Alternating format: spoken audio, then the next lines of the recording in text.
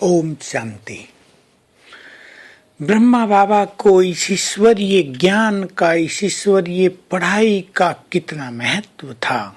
हम भी जब उसको फॉलो करने चले हैं तो हमें भी इस पढ़ाई का और इस ज्ञान का संपूर्ण महत्व होना चाहिए।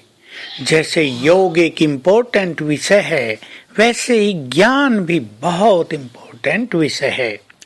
जो ज्ञानी नहीं है वे योगी भी नहीं बन सकते। जिनके पास ज्ञान का रस नहीं है, जिनको ज्ञान में रुचि नहीं है, वो ज्ञान का सुख भी नहीं ले सकते। मुरली का सुख भी उन्हें नहीं मिलता।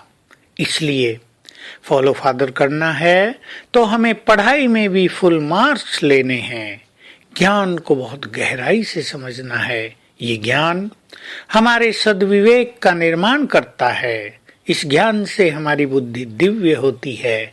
हम यूं भी कह सकते हैं कि इस ज्ञान से ही हमारी बुद्धि का निर्माण होता है और जन्म जन्म हमारी बुद्धि कैसी रहेगी, इसका आधार वर्तमान ज्ञान का चिंतन, ज्ञान को बुद्धि में समाना ही है।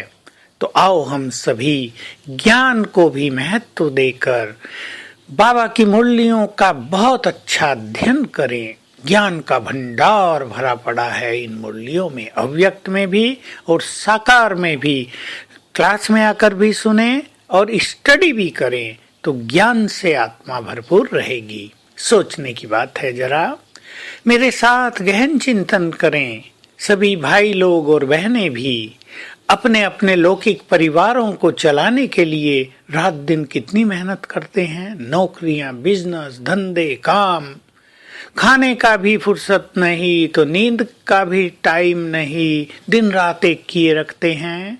आपके बच्चे जो बहुत अच्छी नौकरी चाहते हैं कितनी मेहनत करते हैं, पढ़ाई में कोचिंग करते हैं, रात दिन लगे रहते हैं, अपने शौक भी छोड़ देते हैं। हम सोचें बाबा हमें कितना बड़ा भाग्य दे रहा है। इतना बड़ा भाग्य कि 2 युग तक तो कुछ कमाना ही नहीं पड़ेगा। जरा सोच कर देखो, जो कमाने की मेहनत कर रहे हैं उनको इसकी कितनी वैल्यू है। 2 युग तक कुछ भी कमाना नहीं पड़ेगा और अथाह धन संपदा हमारे पास रहेगी। देते ही रहें, इतनी होगी, यद्यपि वहां किसी को देने की जरूरत नहीं।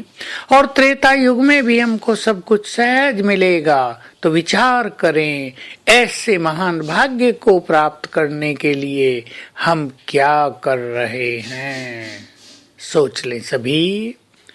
अगर हम इस समय को महत्व नहीं देंगे, अपने से मेहनत नहीं करेंगे, समय व्यर्थ में ही गंवाते रहेंगे तो हमें क्या मिलेगा। हम ये नहीं कह सकते कि हमारे पास समय नहीं है। समय उसके पास नहीं होता जो समय को ठीक से मैनेज करना नहीं जानते। समय उसके पास नहीं होता जो समय को वेस्ट करते हैं। समय उसके पास नहीं होता जो थोड़े से काम में बहुत लंबा चौड़ा समय बिता देते हैं।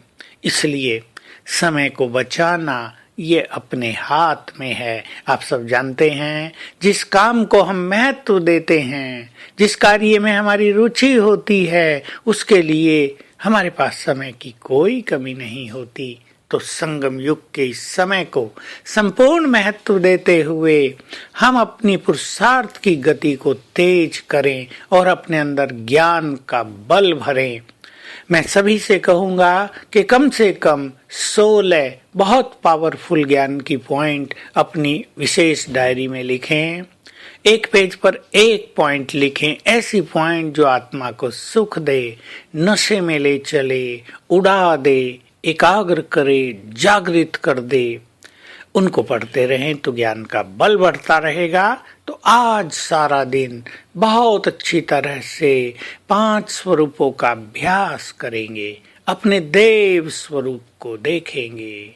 हम कैसे देवता थे, ऐसे थे, सर्वगुण संपन्न, कंचन काया, चेहरों पे दिव्यता, धन धान्य से भरपूर। फिर अपने पूज्य स्वरूप को देखेंगे। हम विघ्न विनाशक गणेश थे या अष्टभुजाधारी देवी के रूप में हमारी पूजा हुई या महाविष्णु के रूप में हमारी मान्यता रही, कोई भी अपना पूज्य स्वरूप अपने सामने लाते रहेंगे। विशेषकर 5 स्वरूपों में से इन 2 स्वरूपों का आज अभ्यास करेंगे, देव स्वरूप और पूज्य स्वरूप, और सारे दिन को आनंद पूर्वक व्यतीत करेंगे। ओम शांति।